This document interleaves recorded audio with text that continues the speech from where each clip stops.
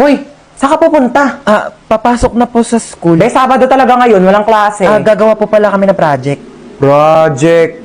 Sus! Gagawa lang ng project, kailangan naka-outfit. Alam ko na yun eh. Gagala ka lang talaga bakla, wag mo kayo na eme. Ano, may pera ka? Pamasahe lang. Send na kitang 10K. Naku, sabihin sa'yo, ganda-ganda mo, wala kang pera. Thank you, ma. Sige na, gora na. Opo. Umuwi kang buo ha. Ma, patulong po sa assignment. Oo naman. Ano ba assignment yan? Ba't nahirapan ka? Sa math po, ang hirap talaga ng algebra, hindi ko masabi. Nakala mo. Dapat natututo ka na din sa mga bagay-bagay sa mundo. Kasi paano pag nawala ako? Sino magtutulong sa'yo? Wala. Tsaka, ano naman kung bumagsak ka sa math? Bakit pangarap mo ba maging mathematician? Hindi po. Same. Okay lang, yakit bumagsak ka. Huwag mo na sagutan. Anong nangyari? Ba't umiiyak ka? Yung kaklase ko sinabihan akong pangit. Anong magagawa mo? Napapangitan nga sa'yo. Alam mo yung mga ganyang bagay, di na yan iniiyakan.